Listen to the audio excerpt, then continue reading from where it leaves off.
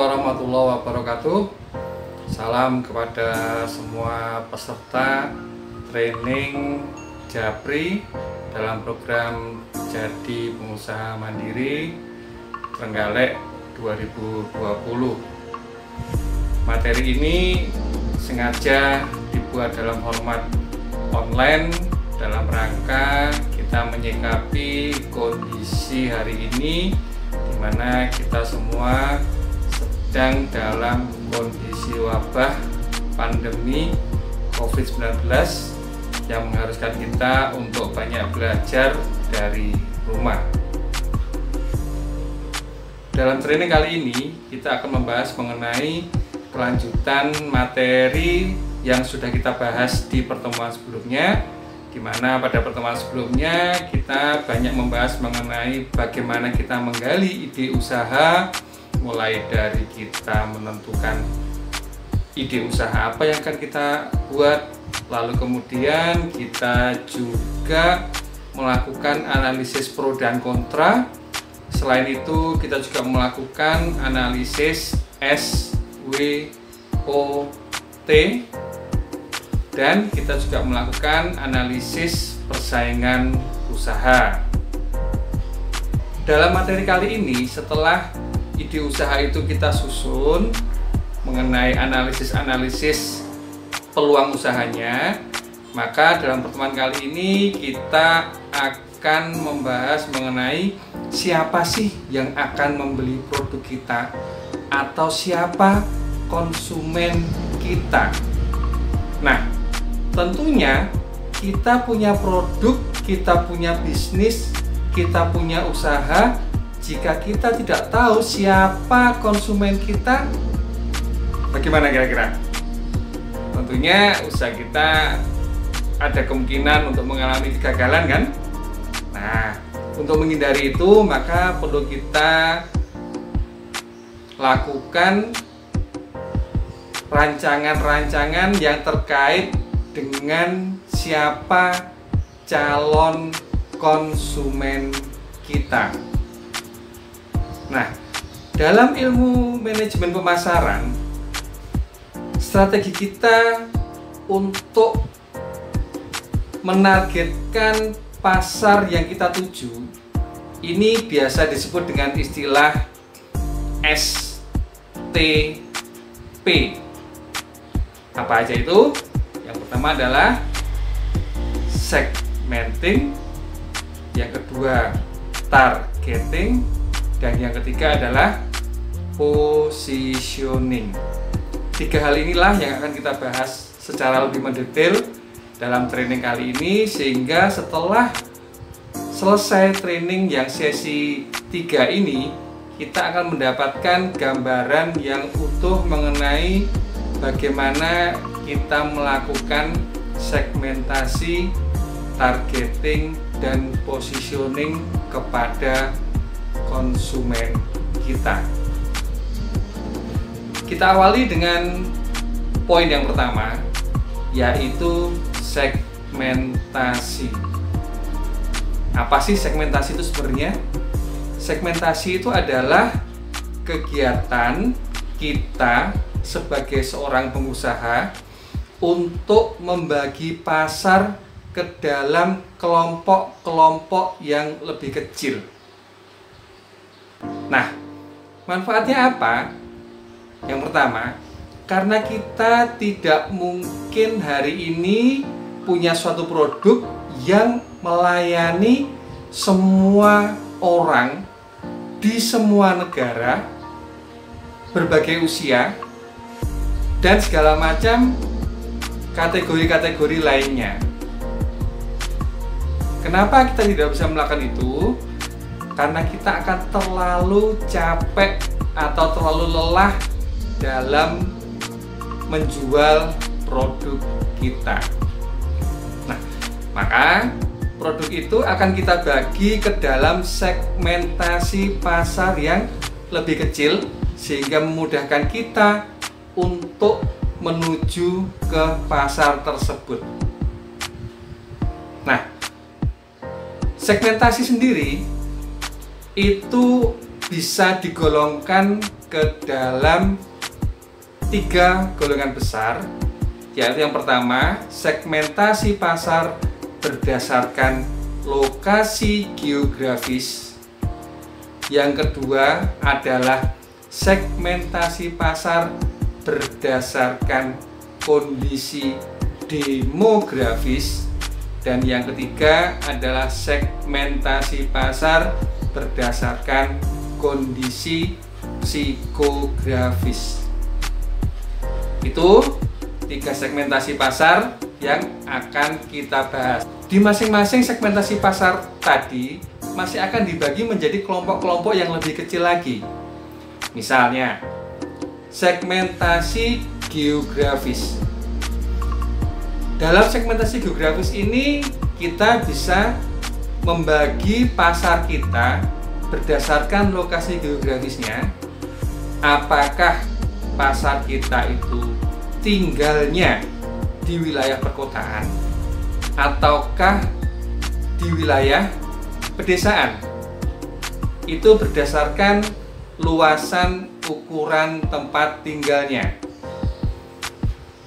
Kemungkinan lainnya bisa jadi pasar kita berdasarkan wilayah geografisnya, itu pasar kita hanya di lingkungan RT kita atau sedikit meningkat di lingkungan desa, meningkat lagi ke lingkungan kota atau kabupaten, atau justru kita membidik pasar penjualan produk kita di wilayah yang sangat luas, yaitu di wilayah internasional alias pemasaran global. Nah, tentunya dengan kita membidik strategi pasar geografis ini, nanti akan ada konsekuensi strategi yang harus kita terapkan bagaimana kita menjangkau pasar tersebut. Bisa juga segmentasi geografis ini berdasarkan iklim. Misalnya, iklim di wilayah Indonesia ini relatif panas atau wilayah tropis. Sehingga di mana wilayah tropis ini akan lebih sesuai jika kita menjual produk fashion misalnya. Kita menjual produk fashion di wilayah tropis yang bahannya mudah menyerap keringat, tidak menyerap panas, dan kemudian mudah untuk dicuci. Misalnya seperti itu. Di wilayah tropis tentunya tidak cocok jika kita menjual fashion yang bahannya relatif tebal. Nah, itu salah satu fungsi dari segmentasi geografis berdasarkan iklim. Segmentasi yang kedua adalah segmentasi berdasarkan demografi. Nah, sesuai dengan namanya, demografi ini adalah segmentasi yang dilakukan atau pemisahan pasar yang dilakukan berdasarkan kondisi-kondisi kependudukan.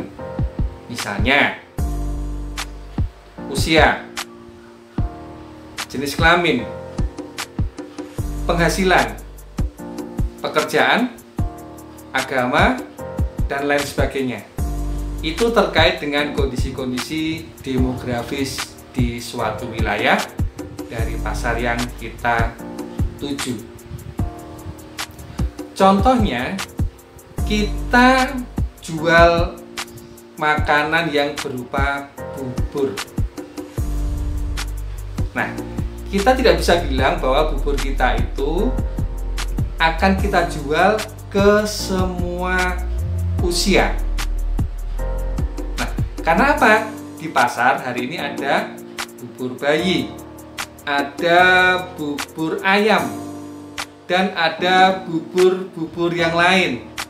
Sehingga kita harus spesifik produk kita apa, ini akan kita jual untuk siapa, ini berdasarkan usianya. Sampai di sini jelas ya?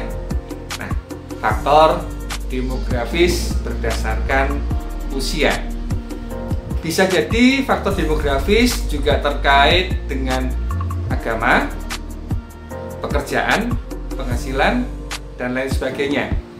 Misalnya, di daerah yang mayoritas penduduknya beragama non-muslim, maka tentu saja kita akan kesulitan menjual produk-produk fashion berupa baju-baju muslim di sana.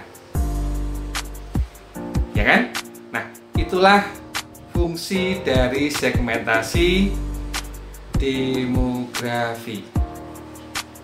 Segmentasi yang berikutnya terkait dengan psikografi, di mana kita membagi pasar ke dalam segmentasi yang lebih kecil dengan memperhatikan kondisi psikografi atau berdasarkan lifestyle, gaya hidup dari pasar tersebut.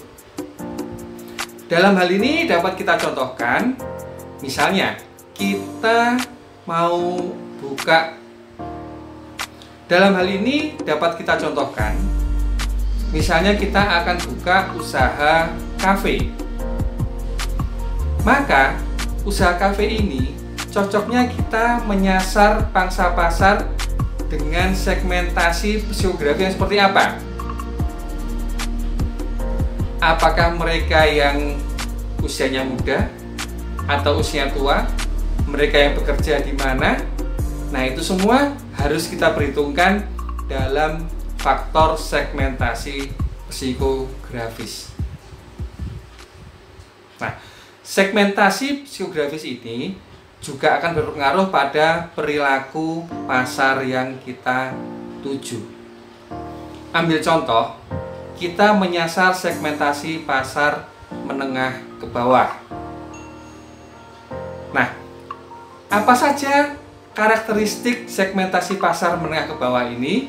Kita harus tahu bahwa biasanya orang-orang yang dengan segmentasi kondisi ekonomi menengah ke bawah ini, mereka biasanya tidak mementingkan merek. Jadi merek buat mereka ini nomor sekian. Yang penting biasanya murah, enak, dan banyak. Nah, ini tentu akan menjadi pertimbangan-pertimbangan kita dalam mengambil strategi-strategi pemasaran di bab berikutnya nanti.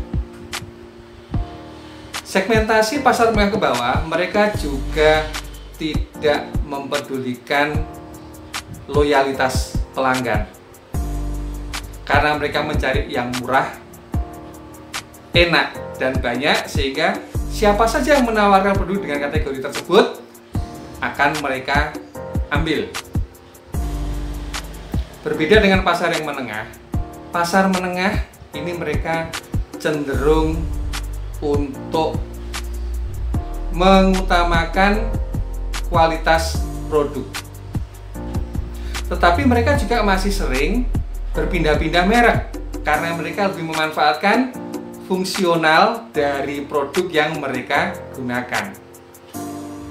Ini karakteristik dari pasar menengah. Berbeda lagi jika kita memilih pasar segmentasi pasar menengah ke atas, yang sering diistilahkan dengan pasar premium. Pasar premium ini mereka memiliki karakteristik yang mereka sudah tidak lagi memperhitungkan harga suatu barang, tapi mereka lebih mengutamakan manfaat emosional dari barang tersebut. Sehingga mereka biasanya relatif untuk loyal kepada satu merek. Nah, inilah segmentasi pasar psikografis atau berdasarkan kondisi psikologis dari pasar kita. Setelah kita memilah-milah segmentasi pasar berdasarkan kondisi dan kita akan menentukan target mana yang kita tuju, dan itulah yang disebut dengan proses targeting. Jadi, targeting adalah kita menentukan satu segmen pasar yang kita tuju, yang kita rasa paling tepat untuk produk kita. Itulah targeting. Misalnya kita memilih pasar secara geografis, wilayahnya di tingkat kota kabupaten setempat. Lalu kita memilih pasar kita secara demografis untuk usia remaja, dan secara psikografis mereka remaja yang suka bersosialita. Setelah melakukan targeting, langkah berikutnya kita akan melakukan langkah positioning. Apa itu positioning? Positioning adalah strategi-strategi yang kita gunakan untuk menanamkan image seseorang terhadap produk kita, sehingga pasar yang kita tuju itu akan merasa eksistensi dia itu meningkat dengan menggunakan produk kita. Contoh, apapun makanannya, minumnya, semua pasti bisa meneruskan. Itu adalah salah satu contoh positioning. Minuman air mineral yang ada manis-manisnya adalah, nah, hampir semua kita pasti bisa meneruskan. Apa itu mereknya? Itulah contoh positioning. Dan positioning ini menjadi sangat penting karena bagaimana konsumen kita akan mengingat kita tanpa kita memiliki positioning yang tepat buat mereka. Ini sangat mustahil sekali. Nah, sehingga langkah positioning ini menjadi sangat penting bagi kita untuk kita bisa menanamkan image produk kita di benak konsumen kita. Nah, bagaimana kita melakukan proses segmentasi pasar, targeting dan positioning ini dengan tepat? Tentunya ada beberapa hal yang harus kita pertimbangkan sebelumnya tentang pasar yang akan kita pilih ini. Apa saja itu? Yang pertama adalah ukuran pasarnya. Apakah ukuran pasar ini cukup besar bagi kita untuk kita bisa masuk ke dalamnya? Ataukah pasarnya sangat terbatas sekali? Ini harus menjadi pertimbangan kita sebagai pengusaha. Pertama, ukuran pasar. Yang kedua, apakah tingkat pertumbuhan pasarnya ini tinggi atau tidak? Ini juga harus kita perhitungkan. Jika ukuran pasarnya tinggi, pasar itu bertambah dengan cepat, maka akan dapat kita rasakan kecepatan penjualan produk kita juga. Tapi jika pertumbuhannya lambat, maka kita akan kesulitan untuk menjaga kelangsungan usaha kita. Faktor berikutnya yang harus kita perhitungkan adalah tingkat kompetisi. Apakah sudah banyak pesaing yang bermain di pasar yang sama, ataukah masih sedikit? Ini juga harus kita pertimbangkan dalam kita memilih segmentasi pasar. Dan yang terakhir adalah apakah pasar kita ini bisa menghasilkan profit buat usaha kita. Ini yang penting. Kenapa? Jika pasarnya itu tidak bisa menghasilkan profit, lalu kenapa kita berbisnis? Kenapa kita membidik pasar itu? Ya kan? Nah, inilah 4 hal yang harus kita pertimbangkan dalam memilih segmentasi pasar. Pertama, ukuran pasarnya. apakah ukuran pasarnya besar atau tidak. Yang berikutnya adalah kecepatan pertumbuhan pasarnya. Berikutnya tingkat kompetisinya, dan yang keempat adalah apakah pasar tersebut cukup menghasilkan profit buat bisnis kita.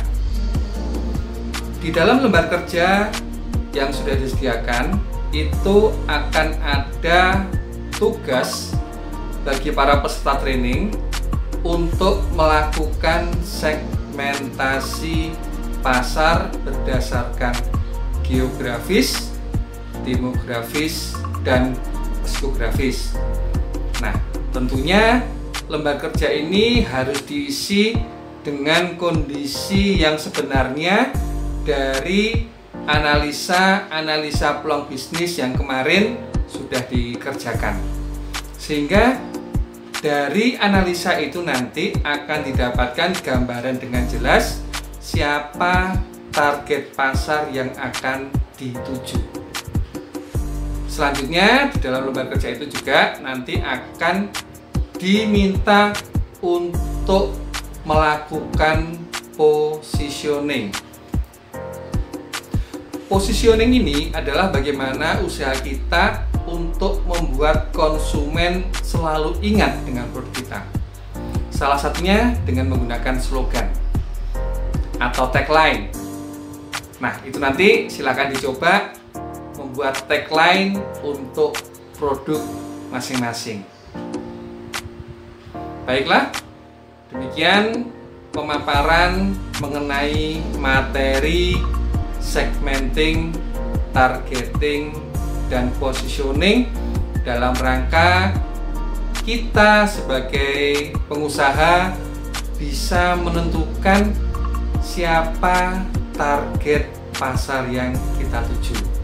Nah, tentunya setelah ini nanti materi training berikutnya adalah bagaimana kita merencanakan proses produksi secara keseluruhan. Nah, itu nanti akan dibahas di materi selanjutnya. Jangan lupa lembar kerjanya dikerjakan dan dikumpulkan ke trainernya masing-masing. Demikian dari saya, Fianda Yuliantoro. Mohon maaf ada kekurangan. Kita ketemu lagi di training mendatang. Assalamualaikum warahmatullahi wabarakatuh.